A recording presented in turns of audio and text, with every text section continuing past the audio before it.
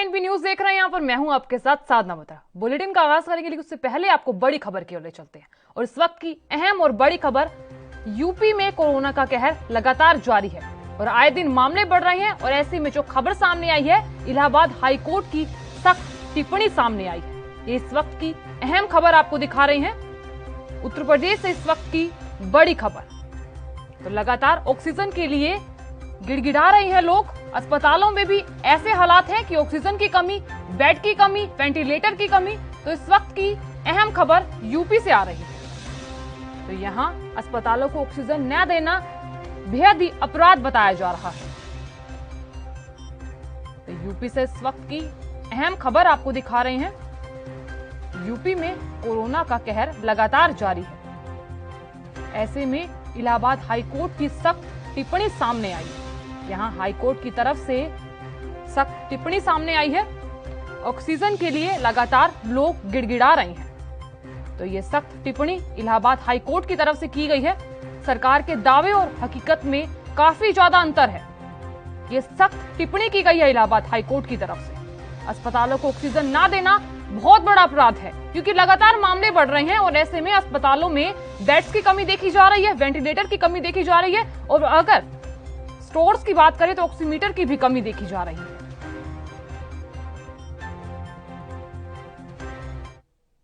चलिए खबरों का आगाज कर लेते हैं। देश में बढ़ते मामलों को लेकर कांग्रेस नेता कपिल सिब्बल ने केंद्र सरकार पर निशाना साधा है। उन्होंने कहा कि कपिल, ऐसे में पीएम मोदी ने जिस तरह से वर्ल्ड फॉर्म इकोनॉमी ने जाकर अपनी पीठ दबाते ये कहा कि भारत ने जिस प्रकार से कोरोना से जंग जीती है वो काबिले तारीफ है, पर उन्हें ये नहीं पता कि कोरोना की दूसरी लहर इस कदर आएगी कि ना भरपूर टेस्टिंग की सुविधा होगी और ना ही ऑक्सीजन की होगी। तो यहाँ और क्या कुछ कहा उन्होंने, आइए दिखाते हैं।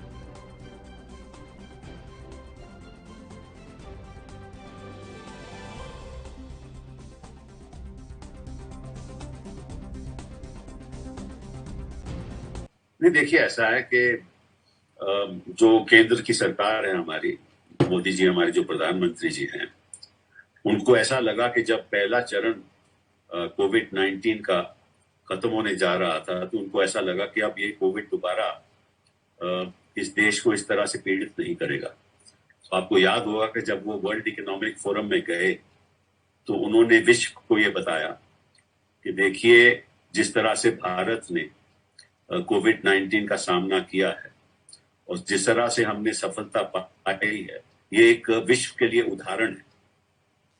और भारत ही ऐसा देश है जिसमें जो पीड़ित लोग हैं वो सबसे कमती रहे और अपनी पीठ उन्होंने थपथपाई।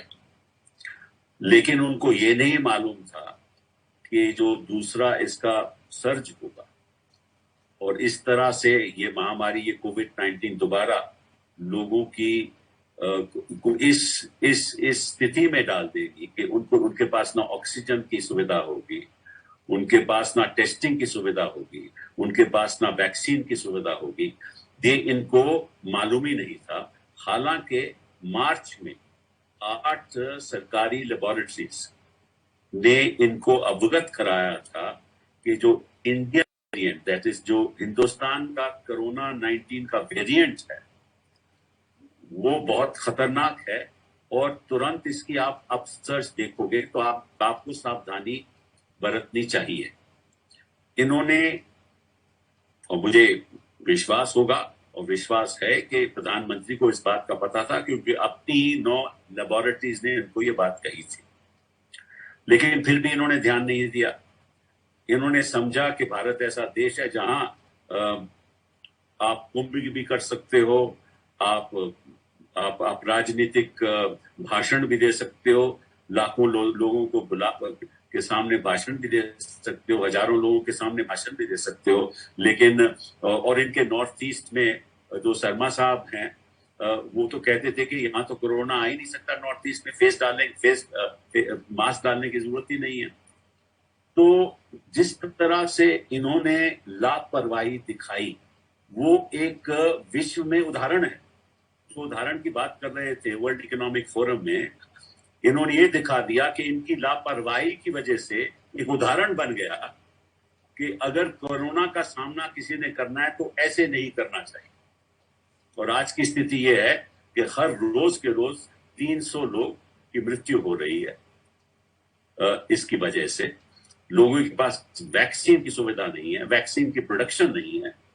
तो ये सरासर सारा जो इसका जो मैं आरोप तो नहीं लगाना चाहता, लेकिन प्रधानमंत्री जी को इस देश के सामने आकर माफी मांगनी चाहिए। सरकार जो कदम उनको लेना चाहिए आज भी नहीं ले रही, और कुछ विपक्ष।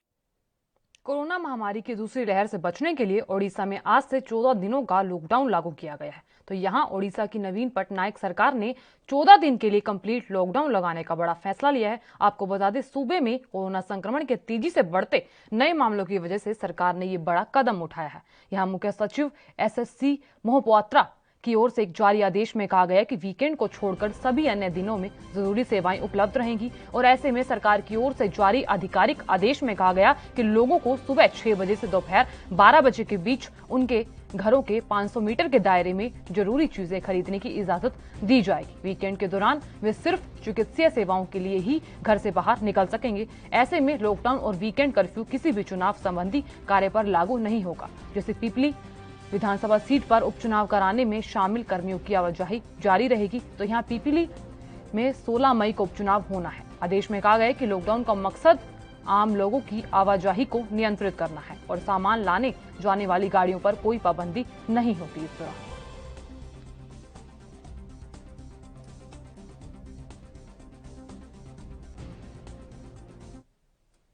उधर मध्य प्रदेश में आज से 18 से 44 साल के युवाओं का वैक्सीनेशन शुरू हो रहा है। यहां सीएम शिवराज सिंह चौहान ने इसकी बड़ी जानकारी दी। आपको बता दें कि 5 मई से 16 साल से 44 साल तक के आयु वर्ग के लिए वैक्सीनेशन शुरू कर दिया जाएगा। और ऐसे में 18+ का वैक्सीनेशन 1 मई से शुरू होना था, लेकिन वैक्सीन की कमी की वजह से वैक्सीनेशन उस दिन शुरू नहीं हो सका। मुख्यमंत्री ने ये बड़ी जानकारी देते हुए बताया कि राज्य सरकार ने इसके लिए तैयारियां कर ली है। कोविशील्ड की 4 करोड़ 76 लाख और कोवैक्सीन 52,25,000 डोज मध्य प्रदेश के लिए तय की गई है। और ये वैक्सीन 18 से 44 साल तक के आयु वर्ग को लगाई जाएगी। उन्होंने ये भी बताया कि अलग अलग तारीखों पर वैक्सीन की डोज लगाई जाएगी। और 5 मई से बात करें तो 15 मई तक कुल 1480 सेशंस में 1.48 लाख डोज लगाने का कार्यक्रम तय हुआ है। और इसी के तहत 5 और 6 मई की बात करें तो 10,400 डोज दिए जाएंगे। और ऐसे में 8 और 10 मई को 41,600 डोज दिए जाएंगे। और जबकि 12, 13 और 15 मई को 96,000 डोज दिए जाएंगे।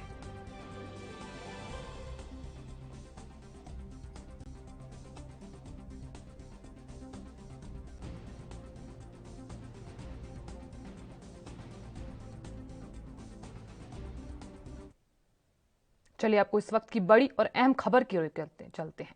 तो इस वक्त की अहम खबर पश्चिम बंगाल से आ रही है। ममता बनर्जी तीसरी बार आज सीएम बनी है। तो यहाँ ममता बनर्जी ने आज सीएम पद की शपथ ली है। ये अहम खबर आप तक पहुंचा रहे हैं इस वक्त की बड़ी जानकारी। राजभवन में राज्यपाल जगदीप धनखड़ ने ममता बनर्जी को शपथ दिलाई है। राज्य में कानून व्यवस्था का राज हो, ये बात राज्यपाल की तरफ से कही गई है। बताया जा रहा है कि आज ममता बनर्जी ने तीसरी बार सीएम की शपथ ली है। तो ये कुछ तस्वीरें भी आपको दिखा रहे हैं कि आज ममता बनर्जी ने तीसरी बार सीएम पद की शपथ ली है। आज ममता बनर्जी ने सीएम पद की शपथ ली है। तो यहां उन्हें शपथ ग्रहण करी है। राजभवन में राज्यपाल जगदीप धनखड़ ने शपथ दिलाई है। राज्य में कानून व्यवस्था का राज हो, ये बात राज्यपाल की तरफ से कही गई है। तो ये अहम खबर आप तक पहुंचा रहे हैं। उम्मीद है कि संविधान के हिसाब से चलेंगे। तो यहां ये चीजें राज्यपाल की तरफ से कही गई हैं। ये सीधी तस्वीरें भी आप देख रहे हैं जहां ममता बनर्जी शपथ ले रही हैं और इस बार आज के दिन वो तीसरी बार सीएम बन चुकी हैं। पश्चिम बंगाल से इस वक्त की अहम खबर आप तक पहुंचा रहे हैं।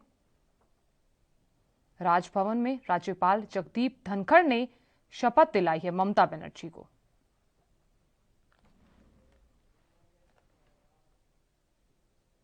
ओडिशा में कोरोना का संकट लगातार जारी है और इसके चलते भुवनेश्वर में 18 से ऊपर वाले लोगों को वैक्सीन लगाई जा रही है और इस दौरान वैक्सीनेशन सेंटर में भारी भीड़ देखी जा रही है। तो ऐसे में सेंटरों में काफी ज्यादा भीड़ भी देखी जा रही है। ये तस्वीरें भी आपको दिखा रहे हैं जहां काफी ज्यादा सेंटर में भीड़ देखी जा रही है और सेंटर के बाहर लोगों की लंबी कतारों में खड़े होकर अपनी बारी का इंतजार लोग कर रहे हैं। लोगों ने साफ तौर पर कहा कि सभी को वैक्सीन की डोज लेनी चाहिए और अगर जरूरत ना हो तो घर से ना निकले, मास्क लगाएं, सोशल डिस्टेंसिंग का पालन करें, हेलमेट और सीट बेल्ट की तरह ही ये सब चीजें जरूरी हैं। तो यहाँ ये सब बातें लोगों ने कही। तो यहाँ ये तस्वीरें भी आप देख रहे हैं। कोरोना का संकट लगातार जारी है और ऐसे में वैक्सीनेशन सेंटर में भारी भीड़ दिखाई दे रही है।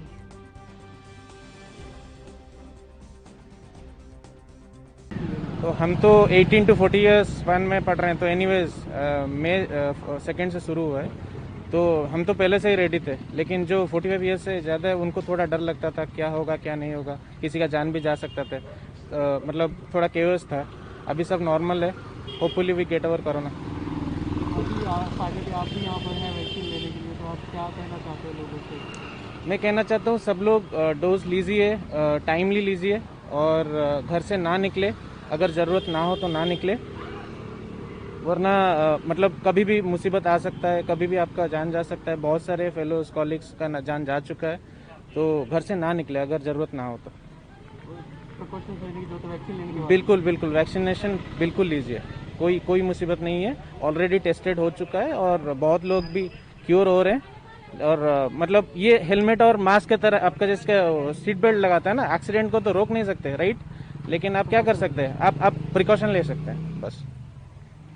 ऑब्वियसली हम तो चाह रहे थे कि ये ड्राइव पहले से शुरू हो जाए, लेकिन गवर्नमेंट ने थोड़ा लेट कर दिया। फिर भी चलेगा, अभी स्टार्ट हो गया है। अभी ऑनलाइन रजिस्ट्रेशन तो हो रहा है, सबके लिए अवेलेबल नहीं है क्योंकि हमने पहले कर दिया था ऑनलाइन, इसीलिए अभी हमको स्लॉट मिल गया है। अभी तो 7:30 बजे से आगे खड़े हैं, फिर भी इतना लंबा लाइन है और काफ़ी सेफ़ है। हमारे पेरेंट्स भी ले चुके हैं, उनको भी कुछ नहीं हुआ। दोस्त लोग भी ले चुके हैं, तो पहले से बुक कर दिए थे, वो भी ले चुके हैं। सो सेफ, इससे डरने की कोई बात नहीं है ऐसे। सो एट द अर्लीस्ट बुक करना चाहिए और जितनी जगह हो सके वो मतलब।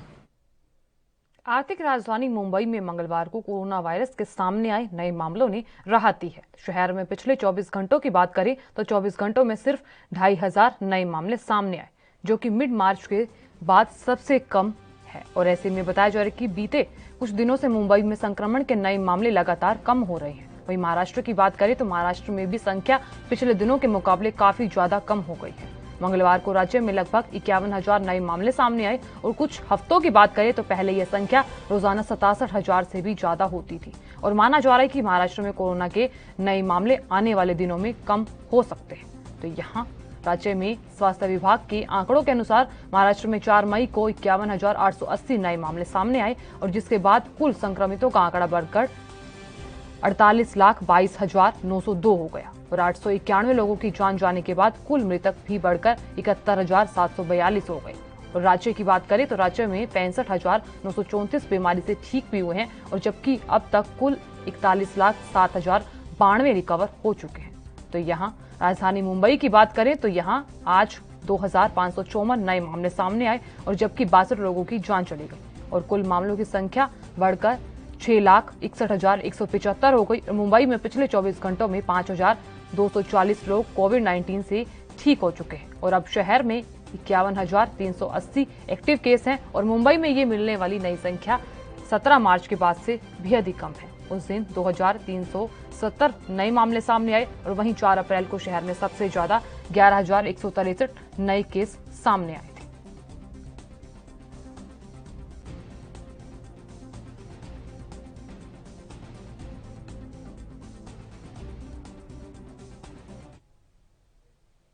और यहां लेंगे छोटा सा ब्रेक। बने रहिए हमारे साथ और देखते रहिए ANB न्यूज।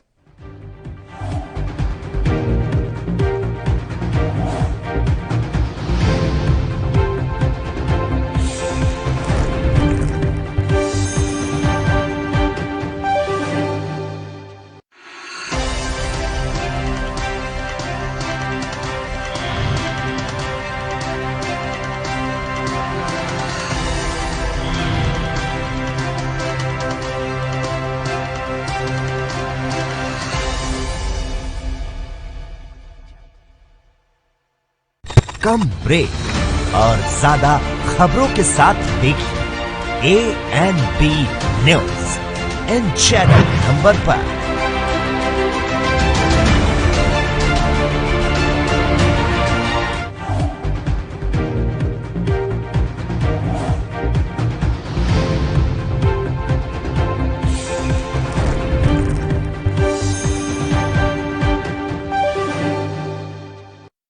ब्रेक के बाद आप सभी का स्वागत है। चलिए खबरों में आगे बढ़ते हैं। सुप्रीम कोर्ट ने सोमवार को राजस्थान के 36,000 निजी गैर मान्यता प्राप्त स्कूलों को शैक्षणिक सत्र 2020 और 21 में छात्रों से 15% कम एनुअल फीस वसूलने का निर्देश दिया और इसके साथ ही ये भी साफ साफ कह दिया कि फीस का भुगतान न करने पर किसी भी स्टूडेंट्स को वर्चुअल या फिजिकल क्लासेस में भाग लेने से नहीं रोका जाएगा और न ही उनका एग्जाम और न ही उनका रिजल्ट रोका जाएगा।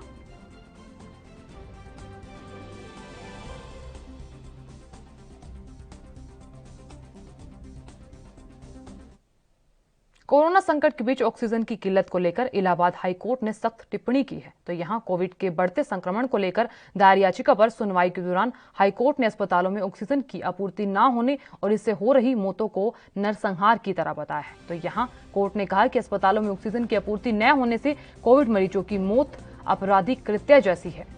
कोविड मरीजों की मौत उनके लिए किसी नरसंहार से कम नहीं है और यही ऐसे में लिक्विड मेडिकल ऑक्सीजन की आपूर्ति सुनिश्चित करने का काम सौंपा गया है। तो यहाँ जस्टिस सिद्धार्थ वर्मा और जस्टिस अजीत कुमार की डिवीजन बेंच ने मामले की सुनवाई के दौरान यह सख्त टिप्पणी की है और इस बीच हाईकोर्ट बार एसोसिएशन के अध्यक्ष senior advocate Amarendra Nath Singh court ने इस दौरान ये मांग की है कि कोर्ट के संक्रमण की चैन तोड़ने के लिए लॉकडाउन ही एक अंतिम विकल्प है।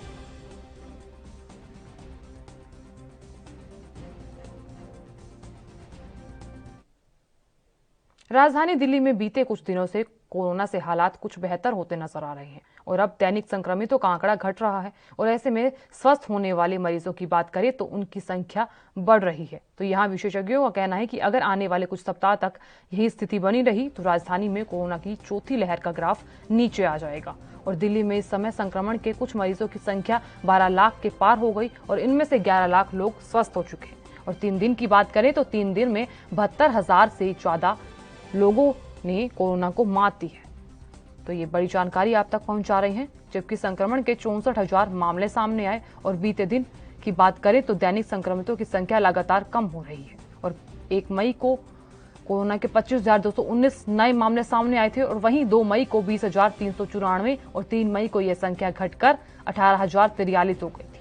वहीं स्वस्थ होने की बात करें तो 1 मई को 27,421 मरीज ठीक हुए हैं इस दौरान और ऐसे में आंकड़ों पर गौर करें तो 1 से 3 मई तक के कुल 72,000 से ज्यादा मरीज संक्रमण को मात दे चुके हैं। वहीं इस दौरान 63,656 मामले सामने आए और लिहाजा संक्रमितों के मुकाबले की बात करें तो स्वस्थ होने वाले मरीजों की संख्या अधिक रही और 28 मार्च के बाद ये मामले जो सामने आई उसमें पहली बार ऐसी बात सामने आई कि जब संक्रमितों के मुकाबले अधिक लोग स्वस्थ हुए हैं और दिल्ली में कोरोना से रिकवरी दर 90% से ज्यादा हो गई है।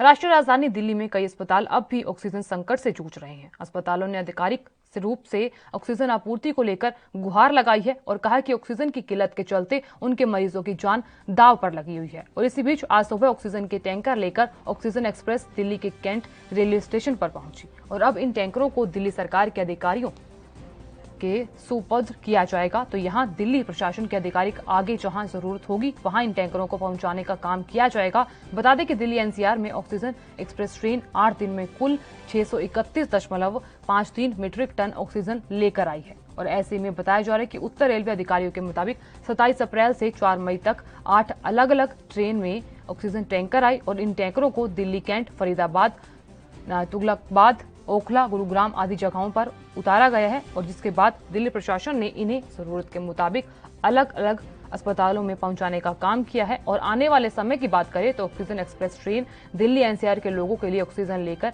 यहां आएगी।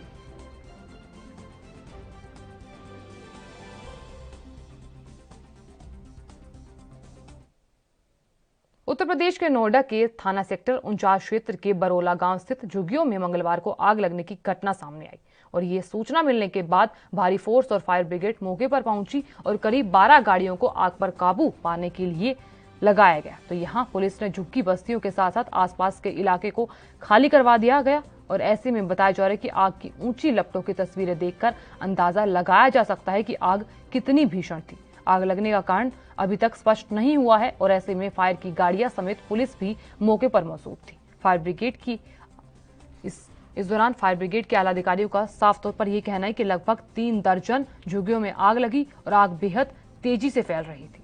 यहां अधिकारियों के मुताबिक लगभग 1 दर्जन फायर ब्रिगेड की गाड़ियों ने आग पर काबू पा लिया और किसी तरह की जनहानि की सूचना सामने नहीं आई है। फिलहाल आग लगने का कारण अभी नहीं पता चला है। फिलहाल मामले की जांच की जा रही है।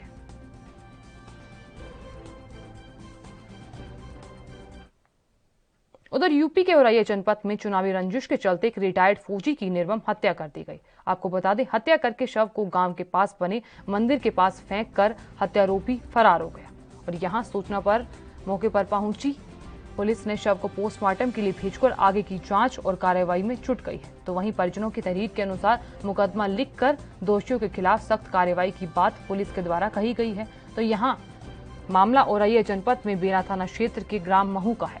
बताया जा रहा है कि रिटायर्ड फौजी मनोज के परिजन के अनुसार फौजी मनोज की हत्या पूर्व प्रधान के द्वारा चुनाव हार जाने की वजह से की गई। पूर्व प्रधान ने कई बार जान से मारने की धमकी दी थी और जिसकी सूचना पुलिस को दी गई, लेकिन पुलिस के द्वारा कोई भी सख्त कार्रवाई नहीं की गई।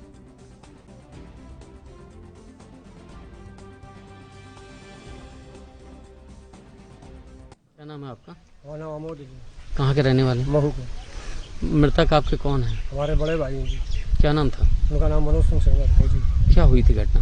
ये घटना हुई 26 तारीख के इलेक्शन के दौरान में पिंटू प्रधान ने धमकी दी थी, अगर मेरा प्रत्याशी हार गया तो तुम्हारे में गोली मार देंगे। फिर उन्होंने FIR कराई बेला में उनके नाम से। तो फिर अभी इलेक्शन खुला 2 तारीख उनका प्रत्याशी हार गया तो उन्होंने फिर 2 तारीख को भी कि हम तुम्हारी गोली मार देंगे। उन्हीं ने जी कल मार दिया बुला के। किसने? पिंटू प्रधान ने। क्या है पिंटू प्रधान? जो प्रधान थे पहले, अब वो हार गए। कैसे मारा?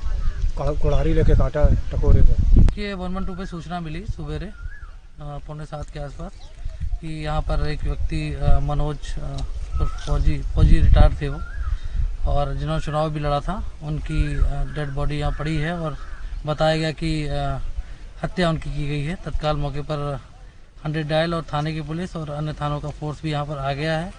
मौके से फॉरेंसिक टीम भी बुलाई गई है और डॉग स्क्वाड भी पहुँचने वाला है। ग्रामीणों से और जानकारी की जा रही है, सभी तथ्यों को संकलित किया जा रहा है, साक्ष्य भी, और उसी के अनुरूप कार्रवाई की जाएगी। सर, बताया जाता है चुनाव की रंजिश बताई जा रही है।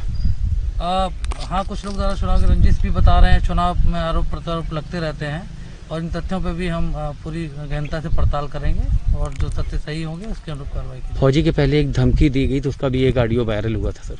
हाँ, इस संदर्भ में एक मुकदमा पंजीकृत है और उसको भी इसमें हमें देखना है गंभीरता के साथ कि क्या क्या कड़ी कहाँ पर कैसे क्या है। सारी गहनता से और साक्ष्यों को संकलन करने के बाद ही हम बता पाएंगे कि क्या है सही। कोरोना महामारी के बीच कुछ लोग ऐसे भी हैं जो एक दूसरे की मदद के लिए अपना हाथ आगे बढ़ा रहे हैं। तो वहीं पीपल हट फाउंडेशन के लोगों की मदद करने के लिए हर समय तैयार रहते हैं। तो ऐसे में बताया जा रहा है कि फिर खाने के ऑर्डर तक में भी हेल्प किया जाता है। तो ऐसे में बताया जा रहा है कि कॉल आते ही घर तक ये लोग डिलीवरी तक करते हैं। तो लगातार ये मामला जो है वो जम्मू कश्मीर से सामने आया है। एक तरफ तो कोरोना की रफ्तार तेज होती दिखाई दे रही है, तो ऐसे में कोरोना महामारी के बीच कुछ लोग ऐसे भी दिखाई दिए जो दूसरों की मदद के लिए अपना हाथ आगे बढ़ा रहे हैं। तो यहाँ पीपल हट फाउंडेशन जम्मू के प्रधान डॉक्टर रोहित कौल इस महामारी के वक्त लोगों की मदद करने के लिए हर समय तैयार रहते हैं। बताया जा रहा है कोरोना संक्रमितों के यहाँ से खाने का ऑर्डर आने पर निकल पड़ते हैं और लोगों की सेवा करने के लिए रोज सुबह अपनी गाड़ी को तैयार करते हैं और ऐसे में फिर खाने के ऑर्डर के हिसाब से खाना बनाया जाता है। तो बताया जा रहा है कि संक्रमित लोगों के यहाँ खाना पहुँचाने से लेकर बनाने तक सफाई का पूरा ध्यान रखा जाता है और फिर मरीज के घर जाकर उनके घर के बाहर खाना रखा जाता है। और ऐसे में रोहित कौल का कहना है कि देश भर में कोरोना के मामले काफी ज्यादा बढ़ रहे हैं, लेकिन कुछ कोरोना वॉरियर्स ऐसे हैं जो लोगों की सेवा में दिन रात जुटे हैं। तो यहाँ रोहित ने साफ तौर पर यह बताया कि हर समय हर सेवा के लिए तैयार रहते हैं और लेकिन इस समय हालात बहुत ज्यादा खराब हैं, तो हर कॉल पर तुरंत पहुंचते हैं और हॉस्पिटल घरों में जाकर खाना पहुंचा रहे हैं।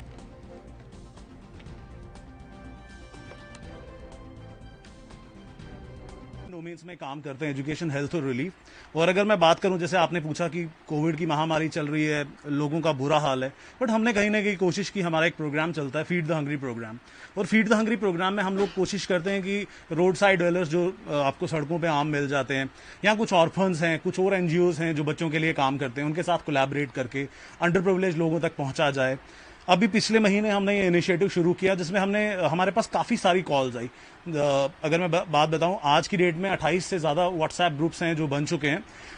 हमारे पास काफ़ी सारी कॉल्स, काफ़ी सारे मैसेजेस आ रहे हैं कि कुछ ऐसे पेशेंट्स हैं या कुछ ऐसे लोग हैं जिन तक वो खाना सही तरीके से नहीं पहुंच रहा है, या वो कोविड की वजह से, कोविड की महामारी की वजह से इतने ग्रस्त हो चुके हैं कि कोई भी बंदा उनकी हेल्प करने के लिए नहीं, उन तक खाना पहुंचाने के लिए नहीं है। तो हमने कहीं ना कहीं पीपल्स एट फाउंडेशन ने ये कोशिश की, हमारा एक वॉलंटियर ग्रुप है, हमने रैपिड एक्शन फोर्स का उसको नाम दिया।